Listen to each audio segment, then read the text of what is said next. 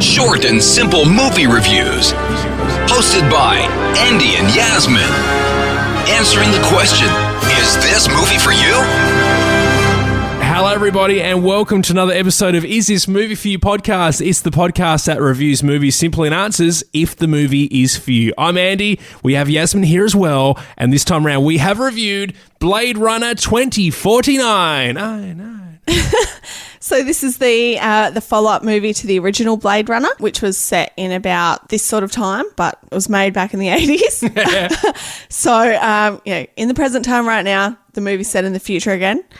So 2049, as the title would suggest. It follows Ryan Gosling, who plays Officer K. He's part of the LAPD, and he's like the new Blade Runner, which means he hunts down defective robots like the previous Blade Runner movie did, and he unearths a long-buried secret. And that's all we're going to say, because otherwise we'll totally give the whole plot away. Yeah, and what a plot it is. What a plot it is. Yasmin, it features Harrison Ford, Ryan Gosling, like you said, Robin Wright, who you would have seen in House of Cards, and a whole cast of other people, including Jared Leto. Yes, I love Jared Leto from 30 Seconds to Mars. Because I was like, so oh my God, excited. I recognise that guy. Yeah. And then, found out just then it's Jared Leto. Crazy stuff. Yes, I love him. He's so good. Well, speaking of love, how did you like the movie? It wasn't really my cup of tea. I was sort of shifting around in my seat a bit. Yep. Because it's a fantasy science fiction film, okay? So are you into this sort of movie? This certainly wouldn't be my fantasy movie, that's for sure. Okay, all right. No Channing Tatum, of course. Well, there is Ryan Gosling. That sort of saved it a little. True, but not really a feel-good movie in my opinion. No, it's a fairly dark movie. Intense story as well. Yeah, it was pretty intense, but the actors in the film all played really good parts. So it was very believable, and you could certainly pick up on the emotions that they were trying to portray and that sort of thing. But just for me, the style of movie isn't really my cup of tea. Yeah, we saw it in VMAX, so that was extra special, super crazy sound. Did you like that? I loved the sound. It was very loud. I guess there was a big contrast because the quiet bits are really dead quiet for so much of the film, and then there's a gunshot or something, and literally I was jumping out of my seat a couple of times. Yeah, I did notice that. Thanks for the support. So you didn't like it that much, but I quite liked it. You liked it? Yeah, what did you like about it? Well, I mean, it's kind of hard when you talk to people before the movie and they go, this is going to be the biggest movie of the year. And it's like already put in my head that it's going to be the biggest movie of the year. So when I go in there, I'm quite excited. And then everything that happens after that, I'm just happy with it. I enjoyed it. This movie's obviously, male skewed. Yeah, oh, definitely, do you know what I mean? Definitely. It's not a chick flick. There's no cute puppies or babies or unless I missed love scenes, really. There were some love scenes, but they were quite different. Yeah. If you know what I'm saying. You understand this when you see the movie. So I actually quite enjoyed it. I would definitely recommend it if you're into sci-fi for sure. Probably not if you have a short attention span. Yes. Yeah, there was a few parts where it sort of did drag along, but I think it was well necessary for how the movie was made. Yeah, it did feel a bit long in some parts, but towards the end, it did really draw you in, I think. Yeah, and I really loved the Blade Runner soundtrack. How would you describe it? It sounds like someone's holding a piece of metal, like a sheet metal, and they're wobbling it. I actually think it's how they made it. Like a wobble board. Yeah. It's like that, but heaps slow.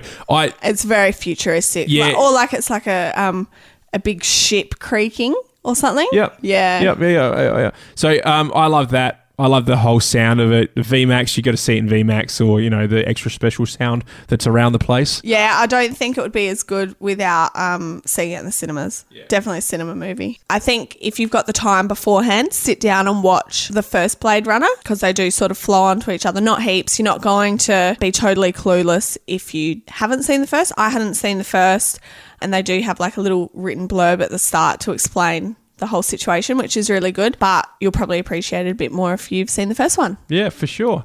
So who would you take to the movie? Obviously not you. Yeah, don't take me. So I'd say people who love sci-fi, love that sort of darker style movie, fans of the original. It's definitely really well done. The CGI is awesome. It really does feel like you're in a whole nother world. Yeah, it does. And it sort of incorporates the 70s and 80s style movies and the original Blade Runner with like new CGI. That actually kind of excited me. Yeah, it was awesome. I did think to myself, like, do they have no colour in 2049? Yeah. It was all very like...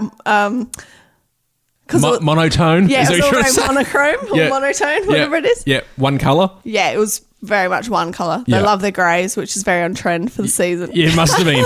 2049, look out. We're just predicting it. Who'd you take, Andy? I would definitely take male friends and maybe chicks that are into dude movies.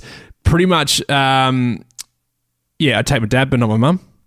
She'd probably freak out a little bit. Yeah. But definitely get your mates together and head along to it. Even if you're not like a sci-fi massive fan, but you're male, not being sexist, definitely head along there and check it out. I guess the good thing about this movie is it's the sci-fi genre, but it didn't feel sci-fi.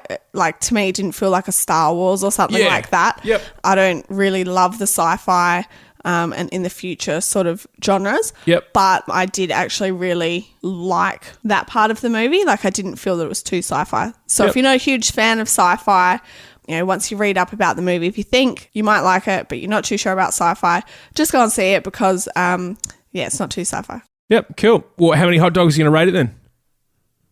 See, for me personally, I didn't love it, but I think I'm going to give it 4. 4. 4 hot dogs for me. Do you realise it's out of 5? And what you just said is... Yeah. So you're going to go a 4? Yeah, I'm going to go 4. All right. It was really well done.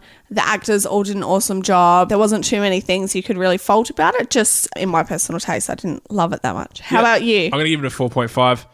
Ooh. Yeah, I ever since Dunkirk, my view has changed on movies. Yeah. But it's still 4.5. I definitely recommend everyone go see it. Just experience it. All right? So head along to the movies. Check it out. Let us know what you thought about it. Hit us up on the socials at Is This Movie For You? Facebook, Twitter, Instagram. Because we love to, hear what you think about the movies as well. To see if we're on par. And don't forget to leave a 5-star review on iTunes for us too, please. Yes, please, because that's pretty much how we get paid, in stars. Give us your stars. Give us your love. We want the stars. Yeah, absolutely. So, head along to iTunes. Give us a review. How many stars is that, Yasmin, you have to give us? 5. Oh, yeah. OzCastNetwork.com if you want to listen to any of our old episodes. But we'll see you very, very soon at the movies. Don't forget your popcorn. Is This Movie For You podcast is part of the Ozcast Network.